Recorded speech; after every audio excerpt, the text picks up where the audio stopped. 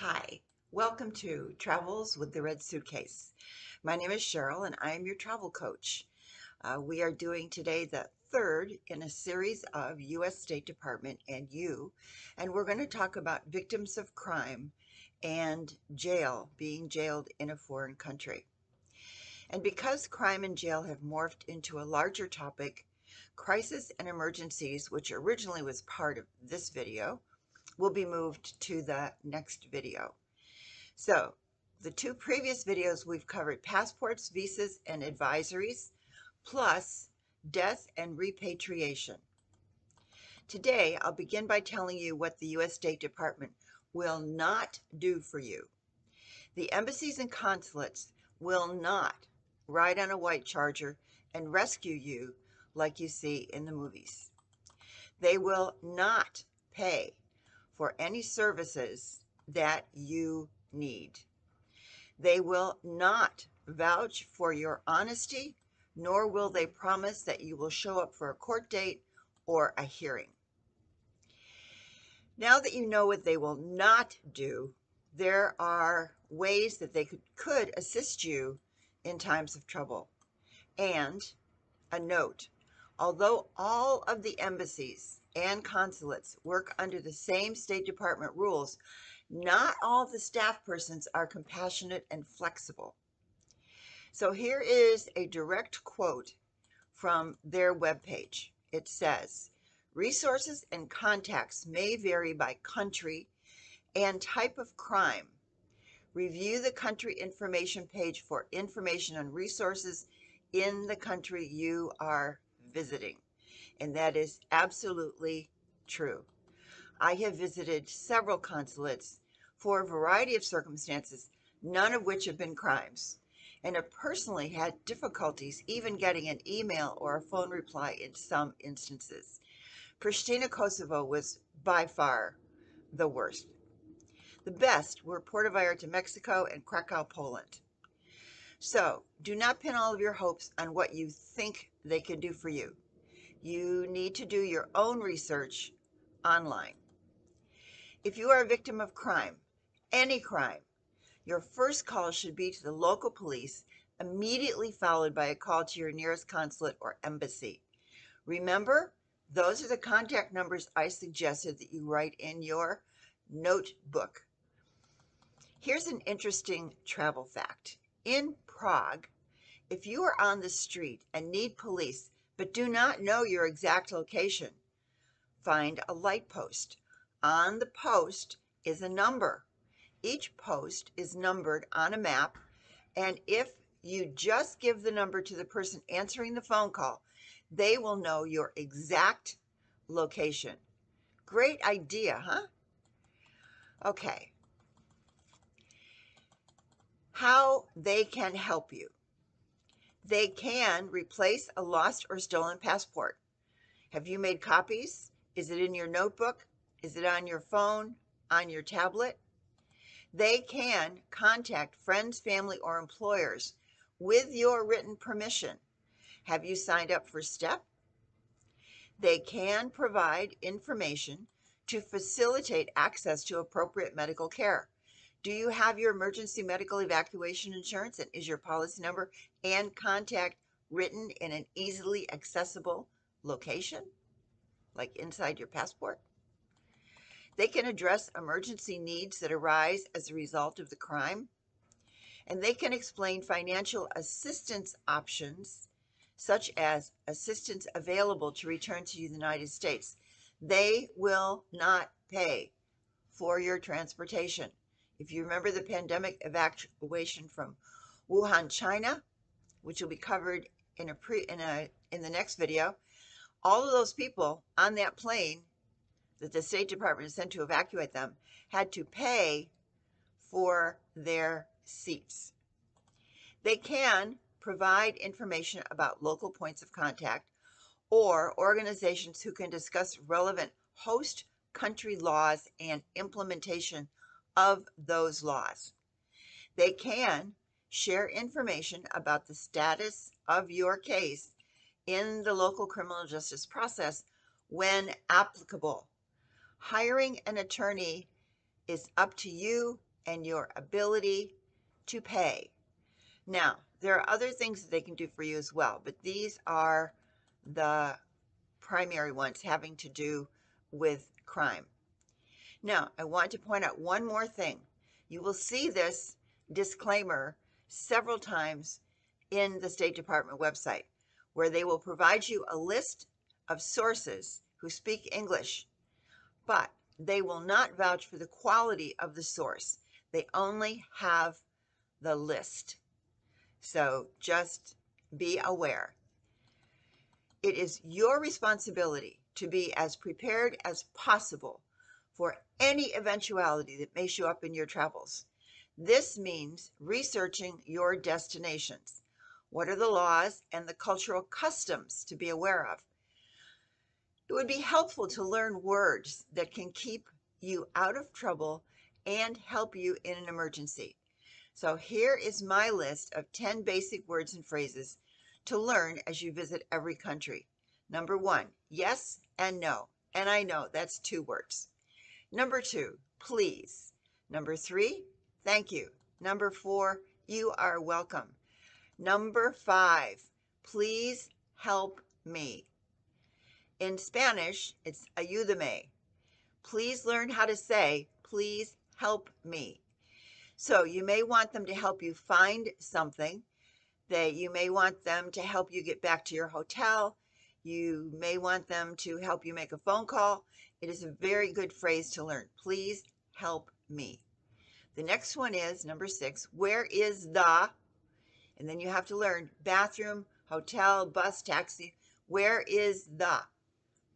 If you're going to be shopping, you absolutely want to learn how much is it. Number 8 is I need my, or I have lost my. What do you need, or what have you lost? Number 9, as a tourist, you want to learn this phrase. I do not want. I don't want that. I don't want this. I don't want those. I don't want help. I don't want it. I don't want. I don't want. And number 10, very important to keep hydrated, so you want to learn the word for water. You can learn all of these words and phrases online. You can also find them on a translator app. I personally think it is culturally more positive to learn to say these words in the language of the country. I found, for instance, that my 50-year-old French came in very handy in Morocco. Even a few words in their language can show a level of interest, politeness, and/or courtesy. I think we have all heard English language citizens from all over the world get annoyed when a foreigner tries to communicate in their native language. I have heard English speakers rudely say, "Speak English," to foreign-born travelers. So, shouldn't you speak their language in their country?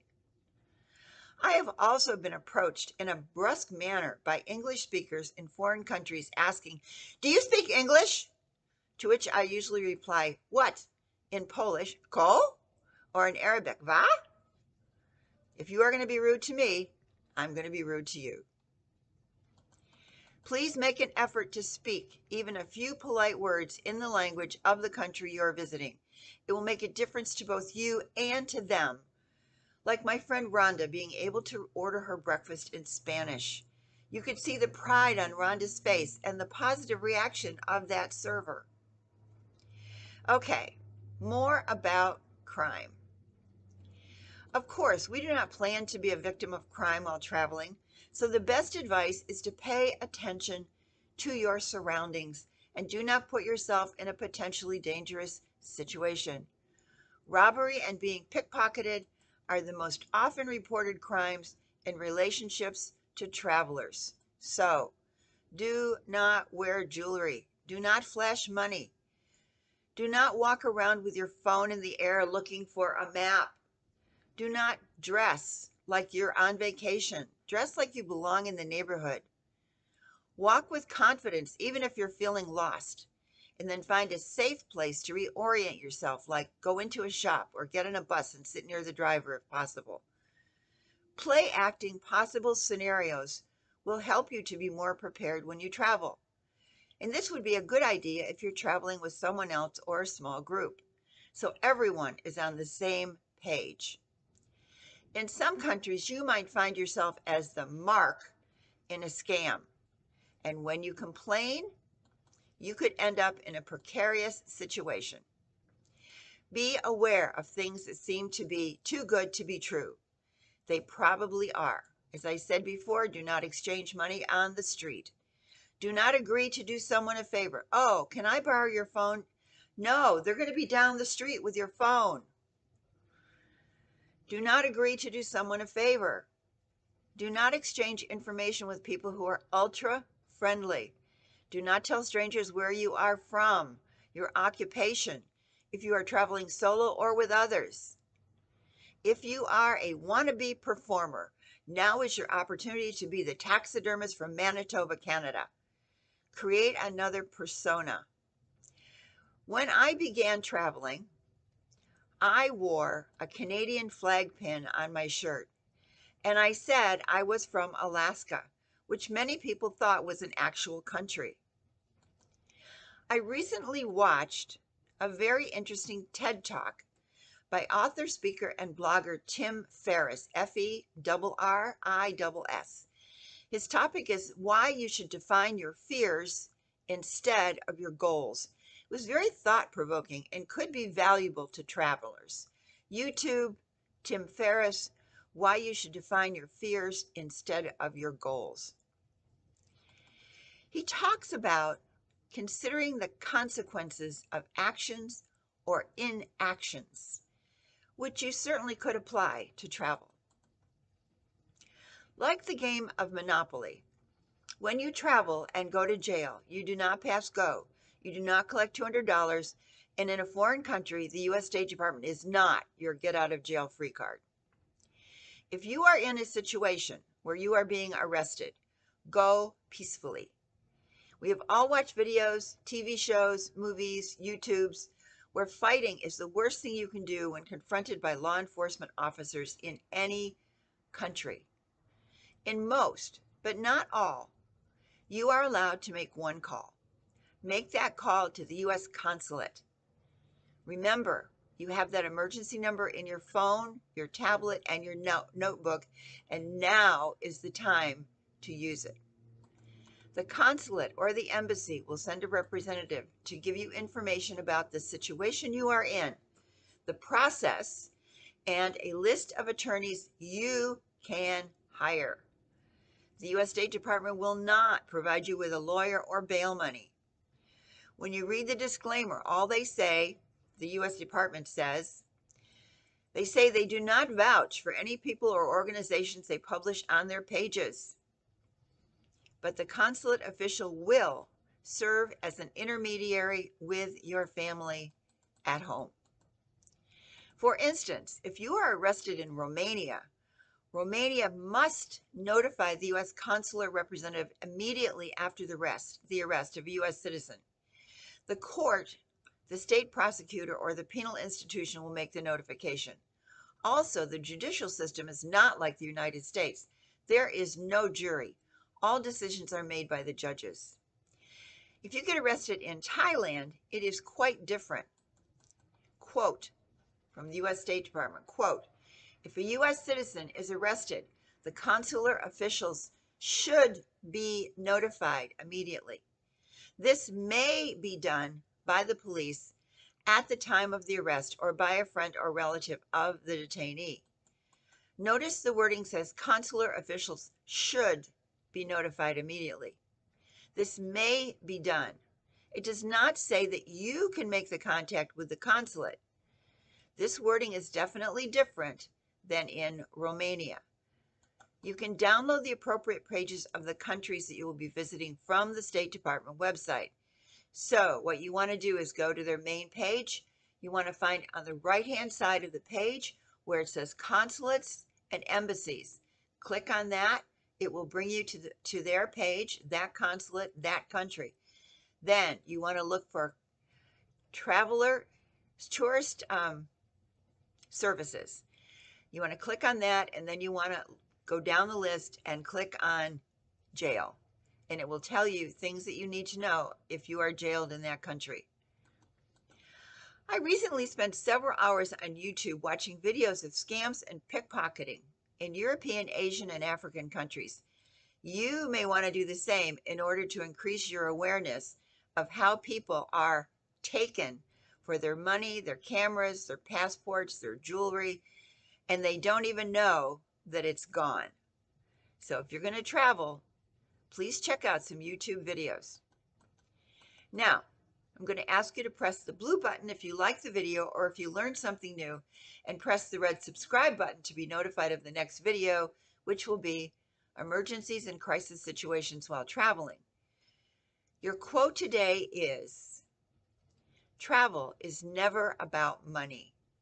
It is about courage." And that is from Paulo Coelho, Brazilian author of The Alchemist. Please visit my blog, Travels with the Red Suitcase, on WordPress.com to read about my 3-year adventure as an independent volunteer. So, have a great week. I will see you next Thursday, and we will cover emergencies and crisis situations. Thank you. Bye-bye.